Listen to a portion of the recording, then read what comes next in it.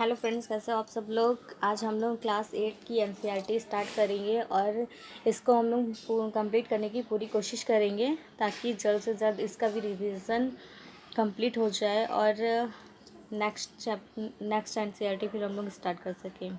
अगर आप लोगों को ये अच्छा लगे तो प्लीज़ लाइक एंड सब्सक्राइब ज़रूर करिएगा। ये मैंने रिवीजन के पर्पज़ से बनाया है और इससे हम लोगों का जल्दी रिवीजन में मदद मिलेगी। चलिए शुरू करते हैं फिर। तारीखें कितनी इम्पोर्टेंट हैं। तारीखें पहले जो इंसान थे रटते चले जाते थे, मेरा दिन कब हुआ, मेरा जन्म कब हुआ, फिर मतलब शादी कब हुई, डैश डैश डैश। ये सारी चीज़ें इन्होंने यही बताया कि तारीख जो है इंसान रटता हुआ चला जाता है और ये एक उबाऊ चीज़ की जैसी लगने लगती है। क्या इतिहास के बारे में यह धारणा हमारी सही है? तो इसमें कोई शक नहीं कि इतिहास अलग अलग समय पर आने वाले बदलाव के बारे में ही है और ये हमारे अतीत से लेकर वर्तमान तक में जो भी परिवर्तन हुए हैं उसी को वो दर्शाता है और पहले और बाद की धारणा जो भी है उसे व्यक्त करता है। और इसमें यही पूछा है कि जैसे हम लोग चाय पीते हैं तो चाय पीते समय हमें ये भी सोचने की ज़रूरत है कि चाय का स्वाद एक ही दिन में तुम्हारे ज़बान पे नहीं चढ़ गया होगा। चाय इससे पहले कोई ना कोई लाया होगा तभी हम लोग चाय का सेवन कर पा रहे हैं। और अखबार पढ़ते हैं तो एक दिन में तो नहीं ही पढ़ने लगे होंगे, इसके पीछे इसके छापने की प्रक्रिया होगी, इसका किस तरह इसका उद्योग लगा होगा, किस तरह इसमें प्रिंटिंग प्रेस वगैरह चीज़ें लगी होंगी, तभी आज हम लोग सूचना पा रहे हैं। अगर ये नहीं होगा तो इंसान पहले सूचना किस प्रकार पाता था। ये सारी चीज़ें इन्होंने बताई है। फिर नेक्स्ट आता है कि एक मतलब यही है कि सवेरे चाय पीने की जो प्रक्रिया है वह एक दिन में नहीं शुरू हुई, जो हम आपको बता ही चुके, ये वही दिया हुआ है। नेक्स्ट आता है आपको कि कौन सी तारीखें अगर हम लोग मानते हैं तो हमारे लोगों के लिए कौन सी तारीखें ज़्यादा इम्पोर्टेंट है। जाहिर सी बात है, जिस दिन कुछ खास काम हुआ होगा या कुछ खास हमारे जीवन में घटित घटना होगी जो कि हमारे लिए वो तारीख इम्पोर्टेंट हो जाती है। तो वही इसमें बताया, एक तारीखों के इर्द गिर्द हमारे अतीत की कहानी बुनते हैं और अपने आप में महत्वपूर्ण हो जाती है क्योंकि हम कुछ खास घटनाओं को मानकर चलने लगते हैं और नए मुद्दों को ध्यान देने लगते हैं। तारीखें महत्वपूर्ण होती चली जाती हैं। उदाहरण के लिए इन्होंने एग्जांपल दिया है, ब्रिटिश इतिहासकारों ने इतिहास लिखने उनमें हर एक गवर्नर जनरल का शासनकाल और कौन से गवर्नर जनरल थे वॉरेन हस्टिंग के शासन से शुरू हुए थे, आखिरी वायसराय लॉर्ड माउंटबेटन थे। और दूसरे अध्याय में गवर्नर जनरल हेस्टिंग वेलेंसली और बेंटिक डलहौजी आदि के बारे में सब बताया हुआ है। ये वही है, लॉर्ड कैनिंग, रिपन और कर्जन हार्डिंग, इरविन आदि के बारे में पढ़ते हैं। गवर्नर जनरल वायसराय कभी ना खत्म होने वाला सिलसिला ही छाया रहता था। किताबों में और तारीखों का मत अधिकारियों की गतिविधियों नीतियों के आधार पर तय होता था। कई ऐसी चीज़ें थी जो उनके जानना महत्वपूर्ण होता था। और इसमें ब्रिटिश भारत में इतिहास में अलग अलग अध्यायों के विषय में जान जाते हैं। कई इसी दौर में इतिहास को लिखने का अलग अलग ढंग से लिख सकते हैं। गवर्नर जनरल के इतिहास के चौखटे पर भारतीय समाज समूह वर्गों की गतिविधियों पर किस तरह ध्यान दे सकते हैं। इतिहास या कोई कहानी लिखते हैं तो कई टुकड़ों अध्याय में बांट कर देखते हैं और ताकि इसमें सामंजस्य रहे। मकसद यही कहानी को सामने लाना और आसानी से समझा और याद रखा जा सके। इन घटनाओं पर जोर देते हुए गवर्नर जनरल के जीवन के इर्द गिर्द चलता रहता था। और इसका मतलब यह नहीं है कि तिथियों को महत्व नहीं दिया जाता था, महत्वपूर्ण है, लेकिन नई तिथियाँ महत्वपूर्ण हो जाती हैं। अवधियाँ कैसे तय करते थे। 1817 में स्कॉटलैंड के अर्थशास्त्री और राजनीतिक दर्शन जेम्स मिल ने 3 विशाल खंडों में a history of British India, British Bharat का इतिहास नामक एक किताब लिखी। इसमें उन्होंने भारत के इतिहास को हिंदी, मुस्लिम, ब्रिटिश 3 कालखंडों में बांटकर देखा। कालखंडों के निर्धारण को ज़्यादातर लोगों ने मान भी लिया क्योंकि क्या भारत के इतिहास को समझने के लिए इन तारीखों में कोई समस्या दिखाई देती है। तो हम देखते हैं कि इन्होंने जो कालखंड बांट कर लिखा है, जिनके सहारे हम समय को बांटते हैं, ये अतीत के बारे में विचारों को दर्शाते हैं। अवधि और एक अवधि से दूसरी अवधि के बदलाव का क्या महत्व है। मिल को लगता था कि सारे समाज सारे एशियाई समाज सभ्यता के मामले में यूरोप से पीछे है और इनकी समझदारी ये थी कि भारत में अंग्रेज़ों के आने से पहले यहाँ हिंदू मुसलमान तानाशाहों का राज था। यहाँ चारों ओर केवल धार्मिक जातिगत बंधन अंधविश्वास का ही बोलबाला था। जेम्स मिल की राय थी कि ब्रिटिश शासन भारत को सभ्यता की राह पर ले जा सकता है और काम के लिए ज़रूरी था कि भारतीय यूरोपीय शिष्टाचार कला संस्थान कानूनों को लागू किया जाए। उन्होंने ये भी सुझाव दिया कि अंग्रेज को भारत के पूरे भूभाग पर कब्जा कर लेना चाहिए ताकि भारतीय जनता को ज्ञान और सुखी जीवन प्रदान किया जा सके। उनका मानना था कि अंग्रेजों की मदद से बिना हिंदुस्तान प्रगति नहीं कर सकता।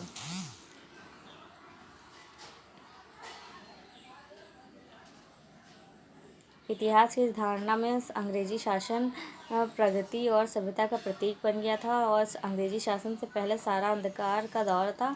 इस धारणा को स्वीकार किया जा सकता है। इतिहास के किसी दौर को हिंदू या मुसलमान कहना उचित नहीं लगता है क्योंकि इस दौर में कई तरह के धर्म एक साथ नहीं चलते थे। इस युग में केवल उस समय शासकों के धर्म के हिसाब से तय करने की ज़रूरत क्या है। हम अगर ऐसा करते हैं तो उसका मतलब यह कहना है कि औरों के जीवन तरीक़ों को कोई महत्व ही नहीं था। हमें याद रखना ये कि प्राचीन भारत में सारे शासक का एक ही धर्म नहीं होता था। अंग्रेज द्वारा किए गए वर्गीकरण से अगर हटकर इतिहासकार भारतीय इतिहास को आमतौर पर प्राचीन, मध्यकालीन और आधुनिक काल में बांटकर देखते हैं। बांटने की यह समझ पश्चिम से आई है। पश्चिम में आधुनिक काल को विज्ञान और तर्क, लोकतंत्र और मुक्ति समानता जैसे आधुनिक ताकतों के विकास का युग माना जाता था। तत्कालीन और मध्यकालीन समाज वे थे जहाँ आधुनिक समाज की विशेषताएं नहीं थी। क्या हम अध्ययन के लिए आधुनिक काल की अवधारणा को बिना सोचे समझे अपना सकते हैं? जैसा कि किताब में देखे गए हैं, अंग्रेजों के शासन में लोगों के पास समानता, स्वतंत्रता और मुक्ति नहीं थी, ना ही यह आर्थिक विकास और प्रगति का दौर था। और इस इतिहासकार इसी युग को औपनिवेशिक युग कहते हैं। औपनिवेशिक क्या होता है? औपनिवेशिक का सीधा सा मतलब होता है कि किस तरह अंग्रेजों ने हमारे देश को जीता, स्थानीय नवाब राजा को दबाकर शासन स्थापित किया, अर्थव्यवस्था समाज पर नियंत्रण स्थापित किया, सारे खर्चों के निपटान के लिए राजस्व वसूल भारत से ही किया, अपनी ज़रूरतों के लिए चीज़ों को सस्ती कीमतों पर खरीदा, निर्यात के लिए महत्वपूर्ण फसलों की खेती कराई। इन सारी कोशिशों के कारण जो बदलाव आए हैं ये ब्रिटिश शासन के कारण यहाँ की मूल्य मान्यताओं, पसंद नापसंद, रीति रिवाज, तौर तरीकों में क्या बदलाव आए और जब एक देश दूसरे देश के दबदबे से इस तरह के राजनीतिक, आर्थिक, सामाजिक, सांस्कृतिक बदलाव आते हैं तो इस प्रक्रिया को औपनिवेशीकरण कहते हैं। हम किस तरह जानते हैं? भारतीय इतिहास पिछले 250 साल का इतिहास लिखने के लिए इतिहास के कौन से स्रोत यूज़ करते हैं? प्रशासन और अभिलेख। ठीक है, प्रशासन और अभिलेख जो है इतिहासकारों के महत्वपूर्ण साधन होते हैं क्योंकि अंग्रेज़ों की मान्यता थी कि चीज़ों को लिखना इम्पोर्टेंट है और इसके लिए हर निर्देश, योजना, नीतिगत फैसले, सहमति, जाँच को साफ लिखना ज़रूरी होता था। ऐसा करने के बाद चीज़ों को अच्छी तरह से अध्ययन किया जाता था, उन पर वाद विवाद होते थे और इस समझदारी के चलते ज्ञान और टिप्पणियाँ प्रतिवेदन पर आधारित शासन की संस्कृति पैदा करती हैं। अंग्रेज को लगता था कि तमाम अहम दस्तावेज पत्रों को संभाल कर रखना ज़रूरी है और इसके लिए उन्होंने अभिलेख कक्ष बनवाए थे। तहसील के दफ्तर, कलेक्टर, कमिश्नर के दफ्तर, प्रांतीय सचिवालय, कचहरी सब में अपने अपने रिकॉर्ड रूम होते थे और उसी में दस्तावेज को बचाकर रखने के लिए अभिलेखागार, आर्काइव और संग्रहालय जैसे संस्थान भी होते थे। 19वीं सदी की शुरुआत में प्रशासन की एक दूसरी शाखा के पास भेजे गए पत्रों, ज्ञापनों और आज भी अभिलेखागार देखे जा सकते हैं, जैसे कि जिलाधिकारी के ऑफिस में होता है और कई लाइब्रेरियाँ होती हैं। बहुत सारी ऐसी चीज़ें हैं जहाँ पे रिकॉर्ड रखे जाते हैं। न्यायालय का अपना रिकॉर्ड होता है, सचिवालय, संसद का अपना रिकॉर्ड होता है। वही सारी चीज़ें इसमें हैं। उन्हें खुशनवीसी के माहिर लिखते थे। कौन लिखता था, इन रिकॉर्डों को कौन लिखता था, ये इम्पोर्टेंट हो जाता है। तो उन्हें क्या कहते थे, नवीसी के माहिर। ठीक है, नवीसी या सुलेखनवीस ऐसे लोग होते थे जो सुंदर ढंग से चीज़ें लिखते थे। 19वीं सदी के मध्य तक छपाई तकनीकी भी फैलने लगी थी और अब प्रत्येक सरकारी विभाग की कार्रवाई दस्तावेज की प्राप्तियाँ बनाई जाने लगी थी। सर्वेक्षण का क्या महत्व था, अपने शान सर्वेक्षण का चलन भी महत्वपूर्ण हो गया था, क्योंकि प्रशासन चलाने के लिए सही ढंग से जानना ज़रूरी था। 19वीं सदी की शुरुआत में पूरे देश का नक्शा तैयार करने के लिए बड़े बड़े सर्वेक्षण किए जाने लगे। गंगा में राजस्व सर्वेक्षण किया गया और सर्वेक्षण में धरती की सतह, मिट्टी की गुणवत्ता, वहाँ के पेड़ पौधे, जीव जंतु, स्थानीय इतिहास, फसलों का पता लगाया जाता था। अंग्रेजों की राय में इन इलाकों का शासन चलाने के लिए सारी चीज़ें जानना ज़रूरी थी और यहाँ हर 10 साल में जनगणना भी की जाने लगी। जनगणना के जरिए भारत के सभी प्रांतों में रहने वाले लोगों की संख्या, जाति, इलाके, व्यवसाय के बारे में जानकारियाँ इकट्ठा होती हैं। और इसके अलावा वनस्पति सर्वेक्षण, प्राणी वैज्ञानिक सर्वेक्षण, पुरातात्विक सर्वेक्षण, मानवीय सर्वेक्षण, वन सर्वेक्षण आदि कई दूसरे सर्वेक्षण किए जाने शुरू हो गए थे। रिकॉर्ड से क्या पता नहीं चलता है, रिकॉर्ड से विशाल भंडार से हम बहुत कुछ पता लगा सकते हैं। फिर भी इस बात को नज़रअंदाज नहीं किया जा सकता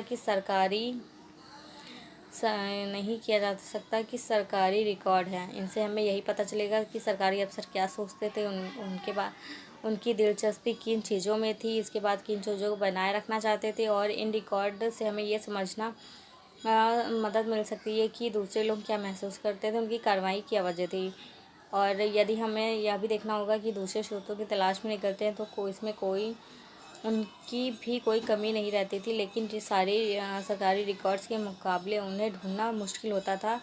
इसी लिहाज से लोगों की डायरी, तीर्थयात्रा, यात्रियों के स्मरण, महत्वपूर्ण लोगों की आत्मकथाएं, स्थानीय बाजार में बिकने वाली लोकप्रिय पुस्तक इम्पॉर्टेंट हो जाती थी। जैसे छपाई की तकनीक फैली, अखबार छपने लगे, विभिन्न मुद्दों पर जनता की बहस होने लगी, तो नेताओं, सुधारक के अपने विचार फैलाने के लिए लिखा गया, कवियों और उपन्यास की अपनी भावनाओं को व्यक्त किया गया। लेकिन सारे स्रोत उन लोगों ने रचे थे जो पढ़ना लिखना जानते थे। या इनसे हम यह पता लगा नहीं सकते हैं कि आदिवासी किसान, खदानों में काम करने वाले मजदूर और सड़क पर ज़िंदगी गुजारने वाले गरीब किस तरह के अनुभव से गुजर रहे थे। अगर